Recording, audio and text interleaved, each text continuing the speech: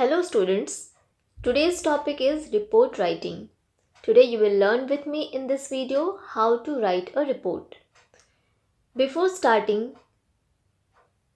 the process, the format of report, I must tell you what is actually a report. Report क्या होता है, किसे कहते हैं? आपने इससे पहले नोटिस राइटिंग पढ़ा, एसे राइटिंग पढ़ा, लेटर राइटिंग पढ़ा.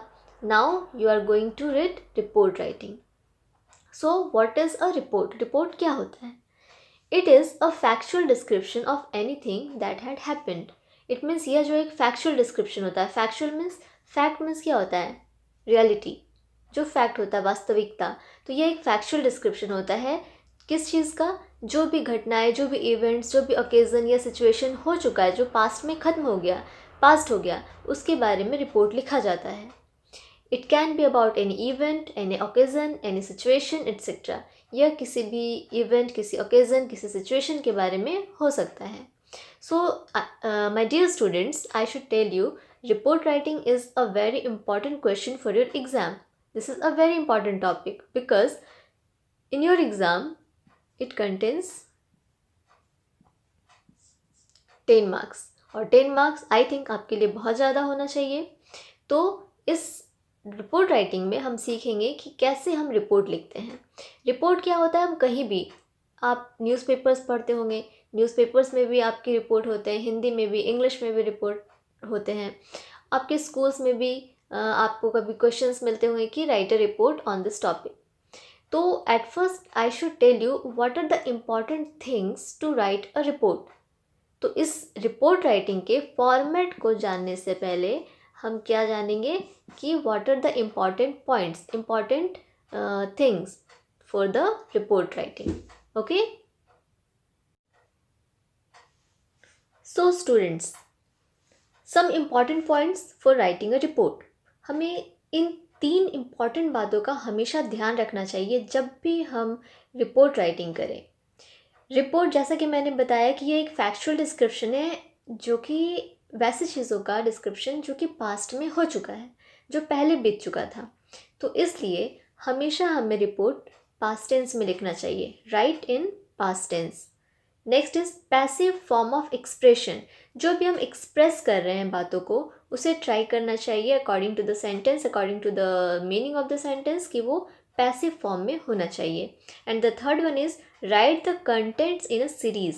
यानी आप रिपोर्ट के बॉडी में जो भी आप लिख रहे हो वो एक सीरीज़ में होना चाहिए. सपोज़ हम एक एग्जांपल लेते हैं कि आपके स्कूल में एनुअल फंक्शन सेलिब्रेट किया गया, उसके बारे में आपको रिपोर्ट लिखना है. तो आप एनुअल फंक्शन के बारे में जब लिखोगे तो उसके कंटेंट्स को आप सीरीज़ में लिखोगे. सीरीज़ में सीरियल वाइज, कि पहले क्या हुआ, जैसे कि एनुअल फंक्शन कहाँ हुआ, ठीक है, यह जो है किस, इसका प्लेस, डेट, टाइमिंग, इसमें क्या क्या इवेंट्स थे, dance, acting, drama, chief guest कौन थे. तो इस तरह से वो पूरे सीरीज़ में होना चाहिए. तो ये कुछ इंपॉर्टेंट चीज़ें हैं जो कि आपको जब भी आप रिपोर्ट राइटिंग करो तो you should always take care of this things. Now we will learn how और what is the format of writing a report. The students, you can see here that this is the format of writing a report. Okay, suppose this is my imaginary page and I have drawn here the format of report. At first what you have to write, name of the school और institution और organisation. यानी कि सबसे पहले आपको क्या लिखना है, रिपोर्ट में मेंशन करना है स्कूल का नेम या तो इंस्टीट्यूशन का नेम. इट मीन्स आपके क्वेश्चन में सपोज ये दिया हुआ है कि this is the name of your school, you are the student of this school और दिस इंस्टीट्यूशन और दिस ऑर्गेनाइजेशन. तो उसी स्कूल, उसी इंस्टीट्यूशन का नेम आपको यहाँ लिखना है. You don't have to mention your school's name और your own school's name by yourself, no. Okay, the next is events name. यहाँ पर क्या लिखना है आपको, इवेंट्स नेम, जैसे कि हम क्या कह सकते हैं, टाइटल. ये क्या हो सकता है, टाइटल हो सकता है. तो सेकंड थिंग क्या है, हमें इवेंट का नाम. अब इवेंट क्या है, जिस टॉपिक के बारे में आपका रिपोर्ट है. सपोज़ कि एनुअल फंक्शन आपके स्कूल में सेलिब्रेट किया गया, उसके बारे में लिखना है. तो आपका इवेंट का नेम क्या होगा, एनुअल फंक्शन या annual day celebration.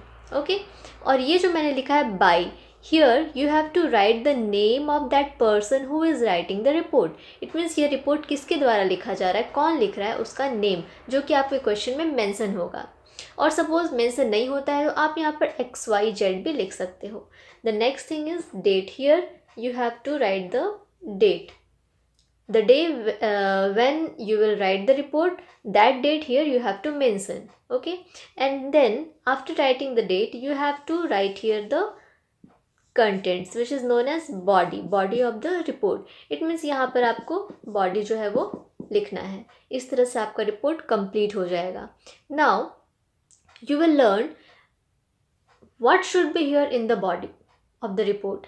It means इस body में ये जो आपका body होगा report का, यहाँ पर this is the main point, this is the main part of your report, because whatever the content you will write about the topic you will have to write here in the body section. So I will tell you how to write the body and what should be written here. जैसा कि मैंने आपको पहले बताया था कि जो contents आप लिखोगे वो एक series में होना चाहिए, serial wise होना चाहिए. Okay, so we will learn it.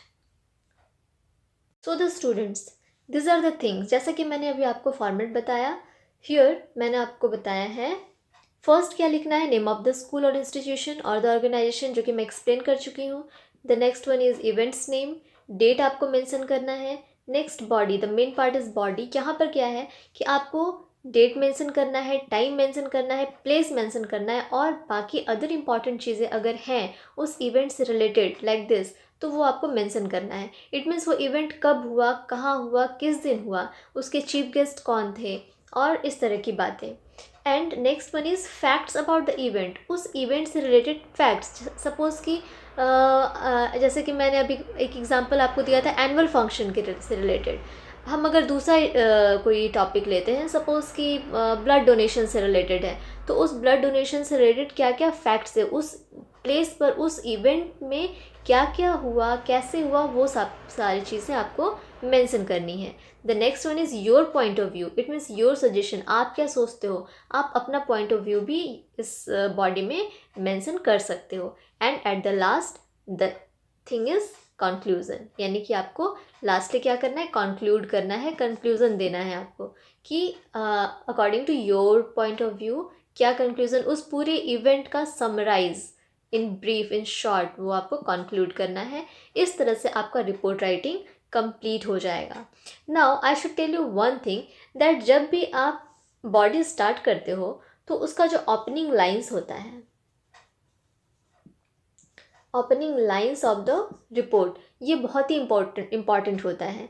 जो भी इवेंट हो, जो भी चीज़ें, जिस भी टॉपिक के बारे में आपको लिखना है, तो उसका जो ओपनिंग लाइंस होता है वो बहुत ही इंपॉर्टेंट होता है. सो स्टूडेंट्स, उस रिपोर्ट की ओपनिंग लाइन को हमेशा अच्छे से in a very smooth way, very proper line आपको स्टार्ट करना है.